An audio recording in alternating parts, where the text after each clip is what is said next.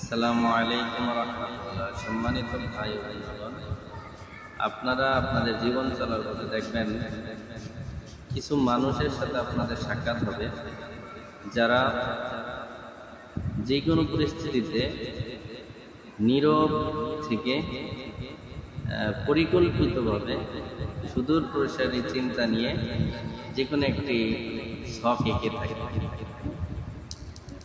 তো এগুলো বেশিরভাগ সম্ভব হয় যারা মিথ্যা কথা বলে বেশি দেখবেন, তারা যে কোনো একটা পরিস্থিতিতে একটা কিছু বানিয়ে মনে করেন কিছু তলবেলে মারছে বা এরকম চলার পথ অনেকের সাথেই থাকে। এরকম ছাত্রদের ভিতরে, মহিলাদের ভিতরে, পুরুষের ভিতরে অনেকেরই আছে। আপনার ছুটির প্রয়োজন, তখন একটা কজ তারা খায়, অসুস্থতার একটা সিমটম তৈরি হয়। আপনার কাছে কাউকে বিরক্তি লাগছে, এখন এমন একটা বিষয় আপনার সাথে সে তর্ক করছে বা আপনার সাথে এমন একটা বিষয় নিয়ে কথা হয়েছে, তো আপনার সাথে কোনোভাবে সে ওই বিষয়টাতে পেরে ওঠে, তখন করে কি আপনার আপনাকে রাগানোর কারণে আপনার মান নষ্ট করার জন্য যে পয়েন্টগুলো আছে ওইগুলো কাজে লাগে। মনে করেন আপনি একটা বিষয় দেখলে রাগ, তখন দেখবেন ওই মানুষগুলো ওই আপনি যেন রাগ হন এবং রাগের কারণে আপনার মান কমে, সেই কারণে ওই রাগ হন এমন কাজটাই আপনার চোখের সামনে বারবার দেখবেন। তখন কি করবেন, আপনি বুদ্ধি খাটায় রাগ হবেন, তখন দেখবেন যে তার নীরব চাল আপনি আবার নীরবে বুদ্ধিবৃত্তির চাল দিয়ে আবার প্রতিহতি করতে পারবেন। এই মানুষগুলো আসলে নিজেরা কোনো শান্তি নেই। এরা মনে করেন ওই সব সময় নিজের নফস তাগিদে চলার চেষ্টা করে, কখন কোথায় কিভাবে কি করবে সেই হিসাব করতে করতেই তাদের সময় শেষ হয়। তারা যে মেধা, সময়, শ্রম, বুদ্ধি এইসব কাজে ব্যবহার করে, ছলচাতুরির কাজে, তারপরে ফিতনা সৃষ্টি করার কাজে, এবং যে কোনো উদ্দেশ্য হাসিল করার জন্য যে একটা প্ল্যান ভিত্তিক একটা কাজ করা।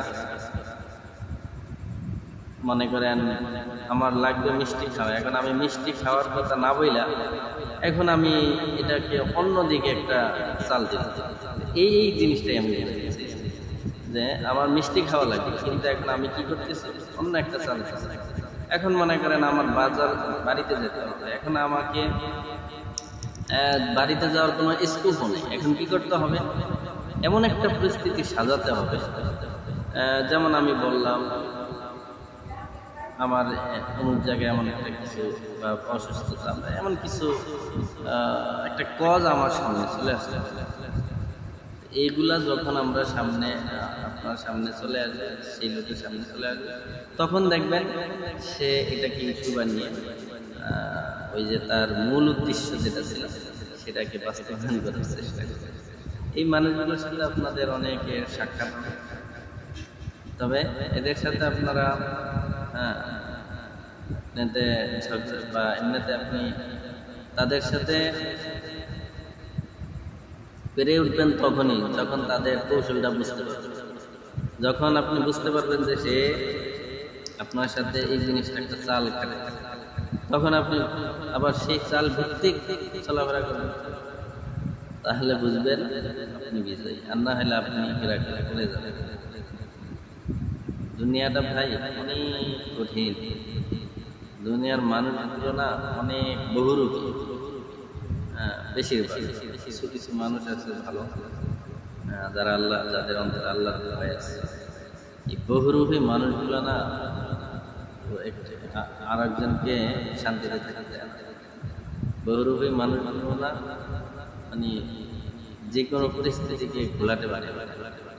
মনে করেন আমার বাবা আমাকে জিজ্ঞাসা করছে, বাবা তুমি কেমন? এখন বললাম যে আমার এত মাথা ব্যথা, আমি খুবই মাথা ব্যথায় টিকতে পারতেছি, এরকম খাওয়া দাওয়া ঠিক মতো খাই না, হয় না, খাইতে পারি না। আমার কিন্তু আমি বলতেছি মাথা ব্যথা, হ্যাঁ, আমি বলতেছি আমার একটা অসুবিধা নেই, কিন্তু পেস্টটা লাগাইছি কোথায় বলতে নেই, পেস্টটা লাগাইছি খাওয়া দাওয়া করে। এরকম কিছু প্ল্যান ভিত্তিক কাজ কেউ করে, এটা বুঝে চলাটাই হলো জ্ঞানী মানুষের কাজ। আল্লাহ তাআলা আমাদেরকে এমন জাতীয় মানুষের ষড়যন্ত্র থেকে বা এমন জাতীয় মানুষের ষড়যন্ত্রের মোকাবেলায় বুদ্ধিভিত্তিক চলাফেরা করার তৌফিক দান করুন।